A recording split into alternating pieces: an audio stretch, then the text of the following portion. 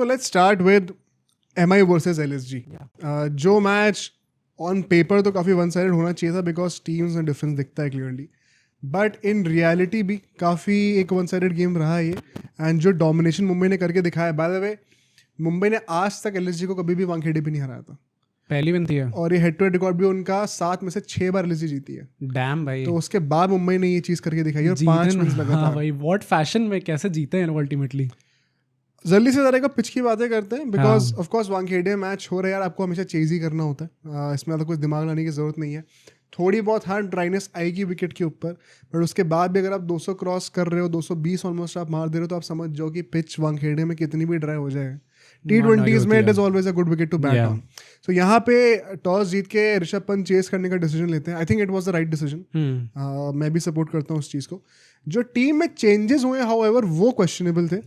पहली बात तो कर लो मुंबई के पॉइंट ऑफ व्यू से बोले तो कर्ण जो है हमारे, कर्ण शर्मा वापस आ गए थे विघ्नेश की जगह पर. एंड कॉबिन बॉस्क जो है हमारे, वो मिथ सैंडर की जगह पर आए.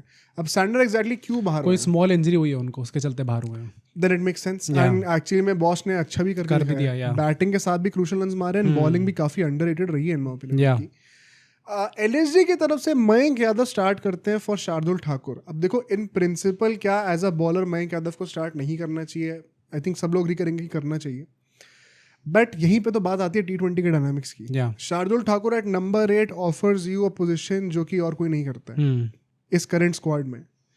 वहां पर अगर मयंक यादव आ जा रहे हैं तो टीम का बैलेंस थोड़ा बिगड़ गया. मतलब हमने पहले बात करी थी कि मयंक यादव को आप ऑब्वियसली चाहोगे कि आपकी टीम में हो. 150 डालने वाला बॉलर, इतनी ज़्यादा हाइप हुई थी उनकी लास्ट सीजन की, आपने 12 करोड़ देके उनको रिटेन कराए, तो ऑब्वियसली यू वुड वांट कि वो आपके सीजन में आपकी टीम के लिए कॉन्ट्रीब्यूट करे. बट शार्दुल की जगह नहीं. मतलब आ सकते थे तो प्रिंस यादव की जगह आ सकते थे. आवेश खान ने जैसी परफॉर्मेंस दे दी तो फिर तो वो निकलते नहीं. तो प्रिंस की जगह वो आते तो तब भी वो टेम्पलेट थोड़ा बहुत मेंटेन रहता. शार्दुल की जगह आप जैसी ले, अल्टीमेटली आप मिलर को इम्पैक्ट सब में लेके आए थे, उसके बाद आपके 7 बैटर हुए थे, वरना आपके उतने भी नहीं हो रहे थे. तो आई थिंक भाई वो मतलब दे मिस्ड अ बिग टाइम, क्योंकि अगर आपको पता है कि वानखेड़े जैसी पिच पे इधर वे हाई स्कोर बनते ही बनते हैं, और वैसे भी आपकी टीम में से 1-2 बैटर ही परफॉर्म कर रहे हैं, तो यू वुड वांट कि नीचे आके आपके पास प्लेयर्स हों जो कि परफॉर्म कर पाए. तो वहां पे आई थिंक LSG ने गलत डिसीजन ले लिया. एंड वही था ना यार कि स्क्वाड ऑन पेपर भी उतनी अच्छी नहीं थी, तो वो फाइनली कैचअप कर रहा है. कब तक आप जो है लक पे निकालते रहोगे या फिर ग्रेट कैप्टेंसी पे निकालते रहोगे, कभी ना कभी चीज़ें कैचअप करेंगी. इनफैक्ट ऋषभ पंत का खुद का जो फॉर्म चल रहा है उसकी भी बातें करनी है. इट्स वेरी आज तो मतलब it was disgraceful to see what happened. तो let's come to the first inning. 66 for 1 in the power play. Completely हम कहेंगे कि रिकल्टन का शो था यहाँ पर. ऑलमोस्ट 50 उन्होंने खुद ही मार दी थी. रोहित शर्मा ने आते 2 छक्के लगाए थे मयंक यादव को, एंड तब लग रहा था कि एक और क्या 50 आने वाली है आज, क्योंकि वंस अगेन दूसरा छक्का तो स्पेशली क्या पुल मारा था भाई, like he always does. But उसके बाद मयंक यादव अंडरस्टूड कि मैं short of length ball Rohit Sharma को, ऑफ ऑल पीपल दुनिया में रोहित शर्मा करूंगा तो कुछ काम नहीं होने वाला. एक स्लो डिलीवरी ट्राई करता है आउटसाइड ऑफ स्टंप एंड उसमें कैचिंग प्रैक्टिस देकर आता है. एग्जैक्टली भाई, प्रिंस के हाथों में मतलब जेन्युइनली लग रहा था कि ऐसा स्टीयर करके दिया कि अच्छा भाई हाथों में तेरे कैच आनी चाहिए. तो डिसअपॉइंटिंग था थोड़ा. हाथ थ्रो कर दिया विकेट काइंड ऑफ, बट ठीक है चलो अभी 250 मारी है, एक फेलियर यहाँ पे चलता भी है. रोहित शर्मा आउट होते हैं, बट देन अगेन एक और डिसीजन जिस पे बात कर सकते हैं, that is again Will Jacks at number 3. हाँ, मतलब ये ऑन एंड ऑफ रहा है मुंबई इंडियंस का. कभी सूर्य कुमार यादव आ जाते हैं, कभी विल जैक्स आते हैं. लास्ट मैच में आए थे, हमने डिस्कस करा था कैसे हो सकता है ये कि this could be an opportunity कि अच्छा हम लोग मैच वैसे भी जीतने वाले हैं, आराम से जीतने वाले हैं, तो might as well regain your form batting at a position जो कि आपके लिए कंफर्टेबल हो. अच्छा, अपेरेंटली इसमें हर्षा बोगले को मैं कमेंट्री करते हुए सुन रहा था, तो उन्होंने कहा है कि शायद कुछ ऐसा भी डायनामिक्स है कि अगर कोई एक विकेट जल्दी करता है तो हम विल जैक्स को ऊपर भेजेंगे.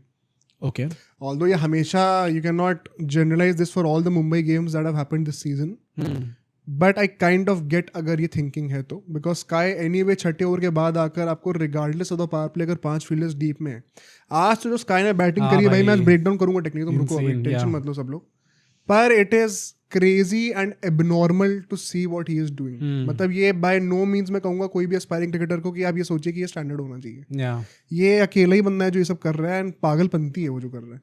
बट वही है ना कि वो इतने अच्छे फॉर्म में कि वो विदाउट द फील्ड रिस्ट्रिक्शंस भी स्कोर करेंगे.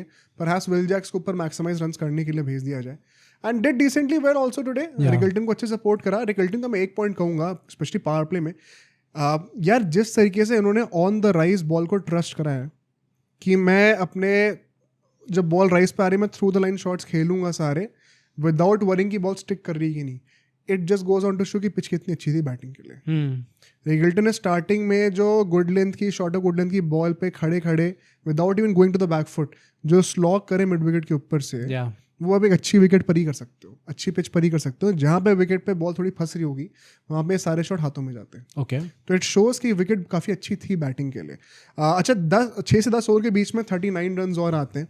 यहाँ पे कहोगे हल्का सा by the standards of the innings थोड़ा सा स्लो डाउन हुआ. वो भी क्यों? बिकॉज दिग्वेश ने अल्टीमेटली रिकल्टन को आउट कर दिया. मतलब आई थिंक 39 आ रहे तो you take it. I know कि मतलब जैसा आपका चल रहा था पावर प्ले में आप 66 मार चुके हो एंड देन 39 वाला आया, मतलब 10 रन पर ओवर एग्जैक्टली नहीं आया, बट स्टिल मतलब मोर और लेस वही हो गई एक तरीके से बात. और इसमें भी जिस तरीके से रिकल्टन आउट होते हैं 1 सेकंड, दिग्वेश ने गुगली डाली थी अक्रॉस हिज बॉडी एंड इसीलिए वो काइंड ऑफ एडजस्ट कर रहे थे अपने आप को, स्टेप आउट करते हुए थोड़ी स्क्वायर ड्राइव टाइप का मारने जाते हैं. बट बॉडी से जब भी आप इतना दूर खेलते हो ऑन अ डिलीवरी जो कि आपके एंगल्ड अक्रॉस है बॉडी के लिए, तो यूजुअली वो ऐसा होता है कि आप मिडिल भी करते हो तो भी कई बार हवा में जाती है वो, क्योंकि जिस तरीके से बैट आप फेंक के मारते हो अपनी बॉडी से दूर, वो स्लैश वाला एंगल बनता है कहीं ना कहीं. That is why he got caught out. चलो कोई बात नहीं, उसका तो कोई सीन नहीं था. बट बिश्नोई ने काफ़ी अच्छी बॉलिंग करी यहाँ पे, काफ़ी इकोनॉमिकल थे. आवेश खान और मयंक यादव जब इस फेज में आए थे उन दोनों ने रन्स लीक करे यहाँ पे. बेसिकली पेसर्स को काफ़ी अच्छी तरीके से टैकल करा है. And now let's talk about the Surya Kumar Yadav show, because अगले 5 ओवरों में 10 से 15 ओवर के बीच में 52 रन आते हैं. यहाँ पर विल जैक्स जो है a lovely top level yorker by हमारे प्रिंस, जो उन्होंने मारी थी यॉर्कर, कोई तोड़ था नहीं उस चीज़ का. मतलब जैक्स आउट होता है कंप्लीटली अंडरस्टैंड. बट मतलब अगेन एक स्कोर आया जो कि एग्जैक्टली उस लेवल की स्ट्राइक रेट से नहीं आ पाया जो आप एक्सपेक्ट करोगे विल जैक्स से. ऑल द पॉइंट वही है कि वो 2 साइड्स लेके आते हैं अपनी गेम में. बॉलिंग तो वो बहुत ही अच्छी कर रहे हैं इस टाइम पे, इस मैच में भी उन्होंने बॉलिंग बहुत अच्छी करी है, बट बैटिंग में मतलब he is yet to regain his form right now है. और बिश्नोई की बहुत पिटाई करी गई है इस फेज में, हालांकि उनको फिर तिलक वर्मा का विकेट मिल जाता है. और जो पिटाई करी है उसका क्रेडिट काफी जाता है सूर्य कुमार यादव को. यार एक शॉट को मैं डिस्क्राइब करना चाहता हूँ और वो डिफाइन करेगा कि क्या absurdity Suryakumar Yadav pull off कर रहे हैं अभी इस टाइम पे आईपीएल में. प्रिंस की हमने बात करी, क्या यॉर्कर डाली थी उन्होंने. सूर्य कुमार यादव को प्रिंस बॉलिंग कर रहे थे इस फेज में, मुझे क्लियरली याद है. एंड स्काई ना थोड़ा सा अपने आप को सेटअप कर रहे थे वो स्कूप के लिए. तो प्रिंस ने कहीं ना कहीं वो चीज़ रीड कर ली थी, इसीलिए उन्होंने बॉल थोड़ी पीछे खींच दी बॉल. अब ऐसे में अगर थोड़ी छोटी बॉल पड़ गई है तो आप स्कूप तो कर नहीं सकते, आपकी बॉल सर पे आ रही है, क्योंकि वो बैठ के स्कूप के लिए रेडी थे. ऐसे में उन्होंने बैठ के हुक मार दिया बॉल को. और एब्सर्डिटी बताता हूँ, मतलब खड़े खड़े लोग हुक नहीं मार पाते, उन्होंने बैठ के हुक मार दिया. घुटने जमीन पर थे. 4 फील्डर्स डीप पे स्क्वायर लेग, मिड विकेट, एक लॉन्ग ऑन और एक डीप फाइन लेग, सारे लेग साइड पे फील्डर्स थे. उन्होंने फिर भी गैप ढूंढ के चौका छक्के मारे वहां पे ऐसे शॉट्स पर. मतलब सूर्य कुमार यादव का स्पेसिफिकली इस मैच में the highlight for me is कि उन्होंने बिल्कुल भी टाइम नहीं लिया सेटल होने के लिए. मतलब from ball 1 he went at it. And मतलब यही होता है ना कि कुछ प्लेयर्स जब फॉर्म में होते हैं तो वो जेन्युइनली मतलब आप छू नहीं सकते भाई उन प्लेयर्स को. वो ऐसे फॉर्म में है कि वो कुछ भी बॉल आ जाए, कहीं पे भी आ जाए, वैसे भी उनका एक फोर्टे है 360 डिग्री वाला. वो कहीं पे भी शॉट मार सकते कैसी पोजीशन में बैठ के. अभी मुझे लगता है किसी बॉलर को कोई सोल्यूशन मिल नहीं रहा उनके अगेंस्ट, क्योंकि अभी बहुत अनरियल फॉर्म में है यार वो. मुझे सबसे अच्छी बात पता क्या लगी, उनका जो ट्रीटमेंट था ना बॉलर्स का, वो रिगार्डलेस ऑफ स्पिन और पेस सेम था. पेसर्स को भी मुझे जहां दिख रहा मैं बैठ के, यार पेसर्स को आज से 20-30 साल पहले कोई स्वीप मारने का सोचता भी नहीं था यार. ये तो मतलब पागलपन T20 लेके आया, और फिर स्काई जैसे बैटर्स ने उसको अलग अगले लेवल पे लेके गए. सुपला शॉट और ये शॉट आप कुछ भी कह लो. सूर्य कुमार यादव आई थिंक पिछले 4-5 गेम में तो लगातार उनके बड़े स्कोर्स आ रहे हैं. एंड मतलब you don't expect all this. वो भी एकदम मतलब 200 की स्ट्राइक रेट वाले टेम्पलेट से आ रहे हैं उनके. आखिरी के 5 ओवर में 58 रन और आते हैं. एंड यहाँ पे आई वुड से कि स्काई को ना बीच में 1-2 ओवर्स के लिए बिल्कुल भी स्ट्राइक मिली नहीं थी जब हार्दिक वगैरह बैटिंग कर रहे थे. एंड थोड़ा मोमेंटम टूट गया था उसके चलते है. वो जब उनके पास स्ट्राइक आती है आवेश खान के अगेंस्ट, वो 50 कंप्लीट करते हैं, फिर अगली बॉल पे आउट हो जाते हैं. वो क्लियर कट केस था कि जैसे एक बंदा अच्छी रिदम में चल रहा होता है, एकदम से आप उनको स्ट्राइक देना बंद कर दो तो उनकी रिदम टूट जाती है, मोमेंटम टूट जाता है. और फिर वही शॉट अगर आप कुछ टाइम पहले खेल रहे होते हो तो शायद फील्डर के ऊपर से जाता.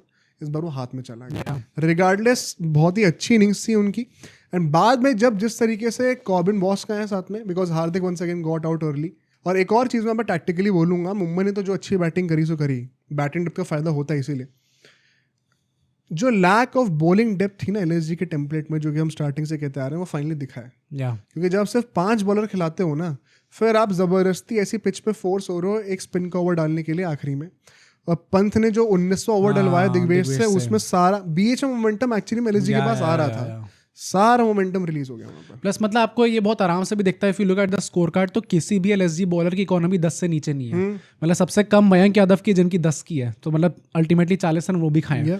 तो प्रॉब्लम यही पे आती है कि that is why you need 6 bowling options and एक ऐसा बॉलर होना चाहिए जो कि 4 ओवर लगातार डाल सकता है।